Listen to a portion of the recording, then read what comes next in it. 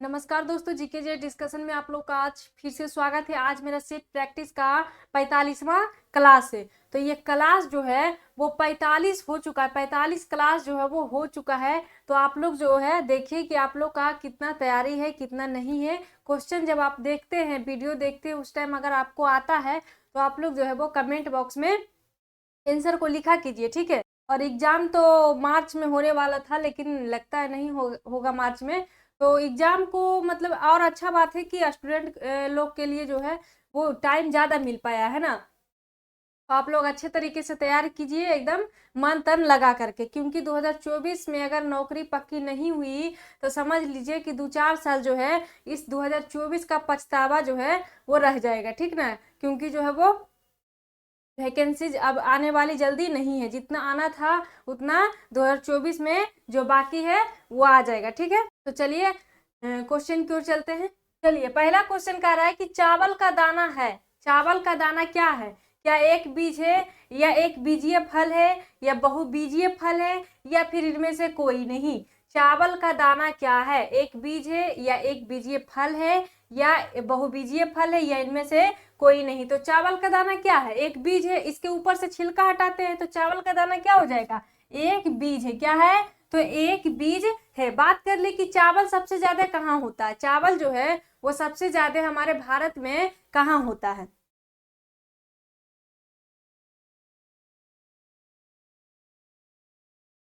बात कर ले कि चावल को ये धान का कटोरा किसे कहा जाता है? तो धान का कटोरा किसको कहा जाता है? तो ये आंध्र प्रदेश को। धान का कटोरा किसे कहा जाता है? तो आंध्र प्रदेश को धान का कटोरा।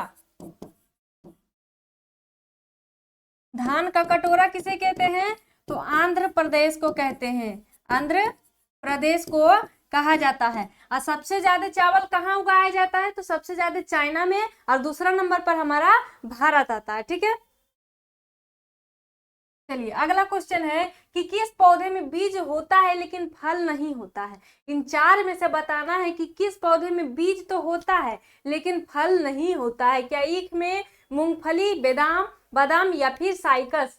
किस पौधे में बीज तो होता है लेकिन फल नहीं होता है? तो आप लोग गन्ना देखे होंगे कि उसमें क्या होता है, उसमें फल होता है, नहीं होता है।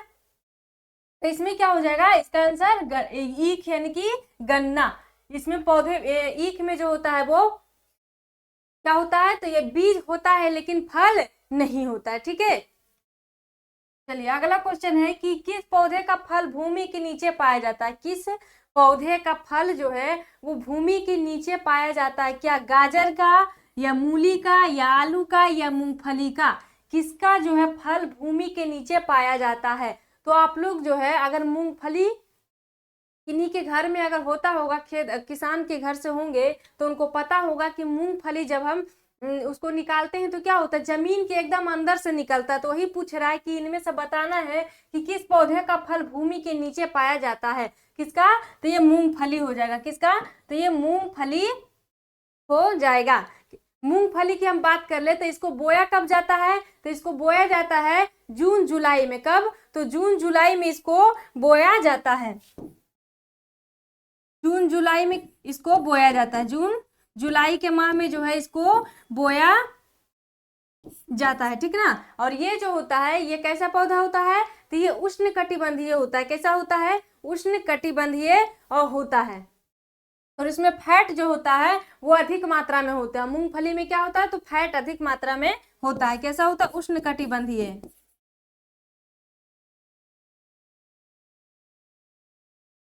चलिए अगला क्वेश्चन है कि मटर का पौधा क्या है? मतलब किस कुल के अंदर मटर का पौधा क्या है, ऐसा करके क्वेश्चन दे देता है। किस कुल के अंतर्गत आता है? क्या शाक, पुष्प, झाड़ी, या इनमें से किसी, इनमें से कोई नहीं? मटर का पौधा किस कुल के अंतर्गत आता है? तो ये शाक। किसका? तो शाक जो होता है वो शाक कुल के अंतर्गत जो होता है मटर का पौधा आता है, ठीक है। अब मटर की बात कर ले तो मटर जो होता है वो कैसा पौधा होता है? तो द्विबीजपत्री। कैसा? द्विबीजपत्री होता है। द्विबीजपत्री होता है। द्विबीजपत्री पौधा होता है। अगला क्वेश्चन कह रहा है कि येलो केक नामक जिस वस्तु की सीमा पार तस्करी की जाती है वह कौन है? येलो केक नामक जिस वस्तु की सीमा पार तस्करी की जाती है वह इनमें से कौन है? क्या? हीरोइन अपरिष्कृत रूप या यूरेनियम ऑक्साइड या कोकेन का अपरिष्कृत रूप या फिर इनमें से कोई नहीं। तो क्या हो जाएगा? Uranium oxide. क्या? तो यूरेनियम ऑक्साइड हो जाएगा। येलो केक के नाम से किसको जाना जाता है? तो यूरेनियम ऑक्साइड को जाना जाता है। अब इसका निष्कर्षण जो होता है वो किस अयस्क से होता है? तो ये पिच ब्लड से होता है। किससे? तो पिच ब्लड से होता है, पिच ब्लड से। ठीक है, चलिए अगला क्वेश्चन है कि किस मौसम में वसा की अधिक आवश्यकता होती है? वसा की सबसे ज्यादा आवश्यकता किस मौसम में होती है? क्या वर्षा, बसंत, शीत या फिर ग्रीष्म ऋतु में सबसे ज्यादा वसा की जरूरत जो है वो किस मौसम में होती है? तो ये शीत मौसम में। ठंडी में जो है वसा क्या करता है? तो हमारे बॉडी को जो है वो गर्म रखता है और हमारे बॉडी को जो है चलायमान रखने में सहायक होता है। तो वसा की मात्रा सबसे ज्यादा किसमें होती है? कौन से मौसम में? तो शीत ऋतु में जो होता है वसा की सबसे ज्यादा आवश्यकता होती है लोगों को। अगर जिसके बॉडी में वसा की कमी रहती है तो उसको ज्यादा ठंड लगती है ना। चलिए अगला क्वेश्चन है कि प्रकाश संश्लेषण की प्रक्रिया के लिए कौन सा गैस आवश्यक है? प्रकाश संश्लेषण के प्रक्रिया के लिए कौन सी गैस आवश्यक है? क्या ऑक्सीजन है, हाइड्रोजन है, नाइट्रोजन है या फिर कार्बन डाइऑक्साइड है? तो प्रकाश संश्लेषण की क्रिया के लिए कौन सी गैस आवश्यक है? तो ये कार्बन डाइऑक्साइड। ये ऑक्सीजन को क्या करता है? तो ऑक्सीजन को जो है वो बाहर निकाल देता है। ऑक्सीजन को क्या करता है? तो बाहर निकाल देता है, लेकिन उसको भोजन बनाने में यानी कि प्रकाश संश्लेषण की क्रिया करने में जो है वो कौन सहायक होता है? तो कार्बन डाइऑक्साइड। और ये प्रकाश संश्लेषण की क्रिया कहाँ होती है? तो पत्ती में होती है ना। चलिए अगला क्वेश्चन है कि स्तनीय जंतु जो उड़ सकता है, स्तनीय जंतु जो उड़ सकता है इनमें से बताना है। क्या चमगादड़, मोर, पेंगुइन या फिर शुतुरमुर्ग? स्तनीय जंतु जो उड़ सकता है तो ये क्या हो जाएगा? चमगादड़। चमगादड़ एक ऐसा स्तनीय जंतु है जो क्या कर सकता है? तो उड़ सकता है। शुतुरमुर्ग जो होता है ये सब जो होता है नहीं उड़ता है। पेंगुइन नहीं उड़ता है, मोर नहीं उड़ता है ना। ये सब जमीन के नीचे ही, जमीन के ऊपर ही रहता है। प्लास्टर ऑफ पेरिस का रासायनिक नाम क्या है? अगला है कि प्लास्टर ऑफ पेरिस का रासायनिक नाम क्या है? क्या कैल्शियम क्लोराइड या कैल्शियम नाइट्रेट या कैल्शियम सल्फेट हाइड्रेट या फिर इनमें से कोई नहीं? प्लास्टर ऑफ पेरिस का रासायनिक नाम क्या है? तो कैल्शियम सल्फेट हाइड्रेट हो जाएगा। कैल्शियम सल्फेट हाइड्रेट हो जाएगा। का सूत्र क्या होता है? तो सूत्र जो होता है CaSO4 इंटू हाफ H2O होता है। अगला क्वेश्चन है कि तीन तत्व जिनका उपयोग रासायनिक उर्वरक में अधिक मात्रा में होता है, मतलब कि पेड़ पौधे को ज्यादा मात्रा में इन तीन उर्वरक कौन है जिसको ज्यादा जरूरत पड़ता है? तो ये क्या? नाइट्रोजन, सोडियम या सल्फर, नाइट्रोजन, पोटेशियम और फास्फोरस, नाइट्रोजन, फास्फोरस या सोडियम या फिर नाइट्रोजन, सोडियम या फिर सल्फर। तो इन तीन जोड़ा बताना है कि कौन ऐसा तीन तत्व है जो रासायनिक रूप से मतलब पेड़ पौधे को ज्यादा मात्रा में चाहिए ही चाहिए। तो कौन हो जाएगा? नाइट्रोजन, पोटेशियम और फास्फोरस। नाइट्रोजन इसको एनपीके के रूप में भी जाना जाता है। एनपीके के रूप में भी जाना जाता है। इसमें क्या होता है? तो एक अनुपात में, यूरिया में क्या होता है? तो यूरिया में जो होता है एक अनुपात में जो होता है इन तीनों को मिलाया जाता था कि पेड़ पौधे की जो है वो पूर्ति की जाए। जैसे कि उसमें नाइट्रोजन सबसे ज्यादा मात्रा में रहता है। यूरिया में क्या होता है? तो नाइट्रोजन सबसे ज्यादा मात्रा में रहता है। वर्तमान में जो होता है वो तीन टाइप के जो होता है एनपीके के रूप में आता है, मतलब अलग अलग अनुपात में। एक आता है 18-18-18 और एक 19-19-19 और एक आता है कितना? तो 12-36 और 16, 12-32 और 16, 12-32 और 16 वाला जो होता है ज्यादातर किसान यूज करते हैं। 12-32 और 16 वाला जो होता है अनुपात, इसको ज्यादा आजकल जो है किसान ज्यादा यूज कर रहे हैं। ठीक है, अगला क्वेश्चन है कि कार की बैटरी में किसका इस्तेमाल किया जाता है? कार की बैटरी में किसका इस्तेमाल किया जाता है? क्या सल्फ्यूरिक एसिड का, साइट्रिक एसिड का, हाइड्रोक्लोरिक एसिड का या नाइट्रिक एसिड का? कार की बैटरी में किसका इस्तेमाल किया जाता है?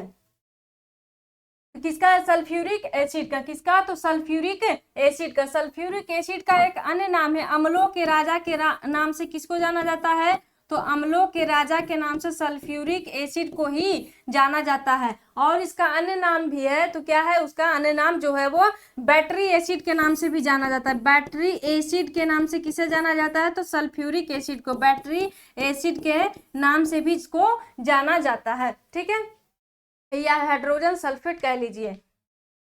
अगला क्वेश्चन है कि निम्नलिखित में से किस तत्व का प्रयोग जो होता है सोलर सेल बनाने में प्रयोग किया जाता है? सोलर सेल को बनाने में किसका प्रयोग किया जाता है? ये रिपीटेड क्वेश्चन है, क्योंकि जो है वो ये क्वेश्चन हम पहले भी एक बार बता चुके हैं। तो किसका? सिलिकॉन का, सीरियम का, स्टैंटिंग का, या वैनेडियम का? बताना है इसमें से कि बताइए कि कौन सा ऐसा तत्व है जिसका प्रयोग सोलर सेल में प्रयोग किया जाता है? तो किसका? सिलिकॉन का। किसका? सिलिकॉन का प्रयोग किया जाता है। अगला है कि इलेक्ट्रिक बल्ब में फिलामेंट किसका बना होता है? इलेक्ट्रिक बल्ब में फिलामेंट जो होता है वो किसका बना होता है? क्या टंगस्टन का, एल्यूमिनियम या शीशा या फिर नाइक्रोम का? इलेक्ट्रिक बल्ब में फिलामेंट किसका बना होता है? तो ये टंगस्टन का बना होता है। किसका? तो टंगस्टन का बना होता है। अगला है कि गन पाउडर किस मिश्रण से बनाया जाता है? गन पाउडर जो होता है वो किस मिश्रण से बनाया जाता है? क्या पोटेशियम एवं सोडियम के नाइट्रेट से, या पोटेशियम एवं मैग्नीशियम के सल्फेट से, या फिर चारकोल एवं सल्फर एवं पोटेशियम नाइट्रेट, या फिर पोटेशियम सल्फेट एवं नाइट्रेट? तो चारकोल किसका किसका मिश्रण है? मतलब चारकोल किस किस चीज से मिलाकर बनाया जाता है? तो किसका? तो चारकोल, गन पाउडर जो होता है वो चारकोल, सल्फर और पोटेशियम नाइट्रेट से मिलकर बना होता है। गन पाउडर किसका किसका बना होता है? तो ये चारकोल, सल्फर और पोटेशियम नाइट्रेट का। ठीक है, अगला क्वेश्चन है कि आर्सेनिक औषधि का प्रयोग किसके उपचार के लिए प्रयोग किया जाता है? आर्सेनिक औषधि का प्रयोग जो होता है किसके उपचार के लिए उपयोग किया जाता है? क्या एड्स, टाइफाइड या कॉलरा या फिर कैंसर के लिए? तो आर्सेनिक औषधि का प्रयोग जो होता है कैंसर के उपचार के लिए। किसका? तो कैंसर के उपचार के लिए प्रयोग किया जाता है। अगला है कि साबुन किसका जो है सोडियम सॉल्ट है? साबुन जो होता है किसका सोडियम सॉल्ट है? क्या एमाइल एल्कोहल, या पिक्रिक अम्ल, या स्टीरिक अम्ल, या कार्बोलिक एसिड? साबुन किसका सोडियम सॉल्ट है? तो साबुन किसका सोडियम सॉल्ट है? तो ये अस्टरिक अम्ल का। किसका?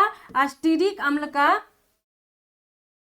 अगला क्वेश्चन कह रहा है कि इनमें से कौन सा गैस है जो इनर्ट गैस नहीं है? इनर्ट गैस नहीं है। इनर्ट गैस मतलब क्या है? तो निष्क्रिय गैस या फिर नोबेल गैस। इसको क्या कहते हैं? तो इनर्ट गैस कहिए, या निष्क्रिय कहिए, या फिर नोबेल कहिए। तो बताना है कि इनमें से कौन जो होता है निष्क्रिय गैस नहीं है। तो निष्क्रिय गैस 6 होता है, आप लोग को हम बताए थे पहले भी। Helium, argon, krypton, xenon, radon, ये सब जो होता है वो क्या होता है? तो ये इनर्ट गैस यानी कि नोबेल गैस यानी निष्क्रिय गैस की श्रेणी में आते हैं। लेकिन ये फ्रियोन जो होता है, फ्रियोन क्या होता है? तो निष्क्रिय गैस की श्रेणी में नहीं आती है। ठीक है,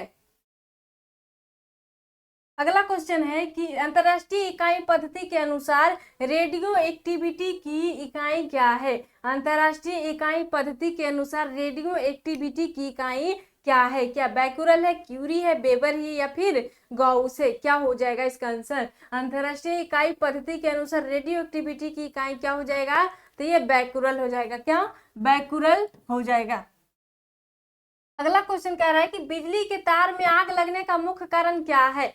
बिजली के तार में आग लगने का मुख्य कारण इनमें से क्या है? क्या कम फ्यूज रेटिंग है, या ओवरलोडिंग है, या फिर ढीला संयोजन है, या सभी है? तो बिजली के तार में आग लगने का कारण क्या हो जाएगा? बहुत सारे लापरवाही के कारण जो होता है वो आग लग जाती है। ज्यादा मात्रा में अगर विद्युत धारा प्रवाहित होने लगता है तो क्या होता है? तो उसको थम नहीं पाता है और क्या करता है? तो आग का रूप ले लेता है। तो इनमें से क्या हो जाएगा आंसर? तो इनमें से सभी हो जाएगा। ठीक है, अगला कह रहा है कि चेतावनी संकेत का आकार कैसा होता है? चेतावनी संकेत का आकार कैसा होता है? क्या वृत्ताकार होता है, वर्गाकार, त्रिभुजाकार, या फिर आयताकार? चेतावनी संकेत का आकार कैसा होता है? तो कैसा होता है? चेतावनी संकेत का आकार जो होता है वो कैसा? तो त्रिभुजाकार होता है। कैसा होता है? त्रिभुजाकार। अगला क्वेश्चन है कि बल की चुंबकीय रेखा एक चुंबक के बाहर तक स्थानांतरित होती है। बल की चुंबकीय रेखा एक एक चुंबक के बाहर तक स्थानांतरित होती है। किस दिशा से किस दिशा की ओर? क्या दक्षिण से उत्तरी ध्रुव की ओर, या फिर उत्तर से दक्षिणी ध्रुव की ओर, या उत्तरी ध्रुव से निर्वात की ओर, या निर्वात से उत्तरी ध्रुव की ओर? किस ओर हो जाएगा? तो ये जो होता है चुंबकीय रेखा जो होता है ये उत्तरी से दक्षिणी ध्रुव, उत्तरी से दक्षिणी ध्रुव की ओर क्या होगा? स्थानांतरित होगा। उत्तर से दक्षिण की ओर स्थानांतरित होगा। अगला क्वेश्चन है कि एक चुंबक के दो सिरों के बीच मौजूद अदृश्य क्षेत्र को किस नाम से जाना जाता है? एक चुंबक के दो सिरों के बीच मौजूद अदृश्य क्षेत्र को किस नाम से जाना जाता है? तो किस नाम से जाना जाता है? तो इसको क्या विद्युत क्षेत्र के नाम से जाना जाता है, या चुंबकीय क्षेत्र, या विद्युत चुंबकीय क्षेत्र, या फिर अदृश्य क्षेत्र? तो ये विद्युत ये क्या कह रहा है? एक चुंबक के दो सिरों के बीच जो क्षेत्र मौजूद होता है उन दोनों क्षेत्र को किस नाम से जाना जाता है? तो किसको? तो यह चुंबकीय क्षेत्र के नाम से जाना जाता है। अगला है कि निर्वात की विद्युतशीलता कितनी होती है? निर्वात की विद्युतशीलता कितनी होती है? क्या एक से ज्यादा, एक से कम, या एक के बराबर, या फिर शून्य? तो निर्वात की विद्युतशीलता जो होती है कितनी होती है? तो यह शून्य हो जाती है। कितनी? शून्य होती है। अगला क्वेश्चन है कि सोल्डिंग मिश्रण है, सोल्डिंग जो होता है वो मिश्रण है किसका? क्या लेड एवं सीसा का, टीन एवं सीसा का, फ्लक्स और सीसा का, और लेड या टीन का? किसका है? सोल्डिंग जो है किसका मिश्रण होता है? तो टीन एवं सीसा का। किसका? टीन एवं सीसा नहीं, इसका आंसर जो हो जाएगा 1 नंबर, लेड एवं सीसा का। किसका होता है? सोल्डिंग मिश्रण होता है लेड एवं सीसा का। ठीक है। अगला है कि प्रतिरोध मापने की मौलिक इकाई क्या है?